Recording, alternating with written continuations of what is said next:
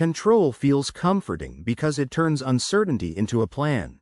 A person may organize, predict, check, schedule, correct, or supervise everything around them. From the outside, this can look responsible. Underneath, the need for control often comes from a fear that if life is not tightly managed, something painful will happen. The need for control is not the same as healthy responsibility. Responsible control says, I will prepare for what I can influence. Anxious control says, I must manage everything so nothing bad can surprise me. The first creates stability. The second creates exhaustion because life contains more variables than one person can hold. A child who grew up around chaos may learn control as survival. If adults were unpredictable, money was unstable, or emotions exploded without warning, watching every detail may have been protective. Later in life, the same strategy can continue even when the danger is gone. The body still remembers that surprises once had a cost. Control can show up as overplanning. Someone may create backup plans for backup plans, not because the event is complicated, but because uncertainty feels intolerable. A weekend trip becomes a spreadsheet of routes, restaurants, weather, parking, and emergency options. Planning helps. Panic planning traps the mind in imaginary problems. It can also appear in relationships. A controlling partner may want constant updates, quick replies, exact explanations, or agreement on every decision. The real fear may be abandonment, betrayal, or feeling powerless. But the method creates the very distance they fear because the other person starts feeling monitored instead of loved. Perfectionism is another form of control. If every detail is perfect, the person hopes criticism cannot enter. The project, outfit, home, or conversation is polished to reduce the chance of shame. But perfection keeps moving the finish line. The person is not only improving the work, they're trying to control how others judge them. Control gives a short burst of relief. Checking the door once reduces anxiety. Checking it 5 times may reduce anxiety again for a moment. That relief teaches repetition. The mind learns, I felt scared, I checked, and I felt better. Soon the checking becomes a ritual rather than a choice. The hidden cost is mental bandwidth. A person who tries to control every outcome has less energy for creativity, rest, humor, and connection. Their attention is always scanning for errors. Even when life is going well, they may not feel it because the mind is busy searching for the next loose screw.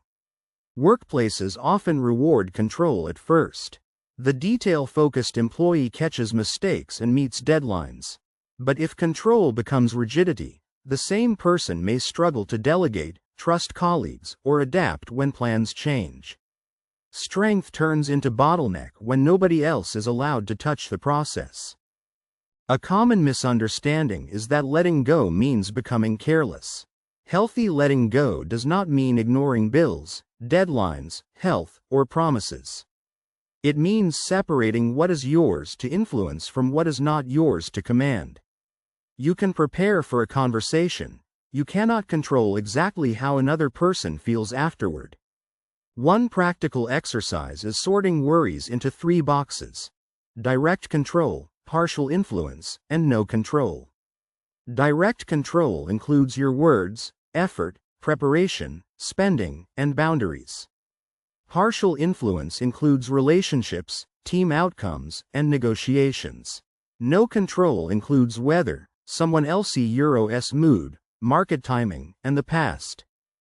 Another step is practicing small uncertainties on purpose. Leave a minor message unanswered for 10 minutes. Let someone else choose the restaurant. Submit a good enough draft when the stakes are low. These are not games. They're training reps for the nervous system. The body learns that not controlling everything does not equal danger. Control also softens when people build trust in repair. Many controlling habits come from believing mistakes are catastrophic. But if you know how to apologize, adjust, ask for help, and fix problems, uncertainty becomes less terrifying. The goal shifts from preventing every crack to knowing how to mend cracks when they appear. Communication matters because controlling behavior often hides vulnerable emotion. Saying, "You never text fast enough," usually creates defense. Saying, "When I do not hear back after conflict, I notice abandonment fear," creates a different conversation. Vulnerability invites closeness. Control usually invites resistance. There are situations where strong control is appropriate. A surgeon, pilot, accountant, or safety inspector must follow exact procedures. The issue is whether that level of control is being used everywhere, including places that need flexibility, trust, or play. The right amount of control depends on the actual risk. The deeper question is often, what feeling am I trying not to feel if I stop controlling this? The answer may be fear, grief, helplessness, shame, or loneliness. When the underlying feeling is acknowledged, the behavior becomes less mysterious. You are not just managing details, you are protecting a younger fear. Freedom does not arrive all at once. It arrives when a person can say, "I will handle my part, and I will allow reality to be bigger than my plan." That sentence can feel frightening at first. Over time, it creates room for other people, for surprise, and for a life that does not require constant gripping. People need control because control promises safety. Sometimes it delivers. But when control becomes the only way to feel safe, the person becomes trapped by the very strategy that once protected them. The healthier path is not chaos. It is flexible strength. Prepare where it matters, repair when needed, and stop treating uncertainty as proof that disaster is coming. The need for control often begins as an attempt to feel safe. A person who grew up around unpredictability may learn to plan everything, check everything, and manage everyone's reactions. Control becomes a shield against surprise. It may work for practical tasks, but it becomes exhausting when applied to people, emotions, and outcomes that cannot be fully controlled. In relationships, control can hide inside helpful behavior. Someone may remind their partner repeatedly, correct small choices, or organize every plan because uncertainty makes them anxious. The partner may experience it as criticism or pressure. The controlling person may feel misunderstood because they believe they are preventing problems. Both experiences can be true at the same time.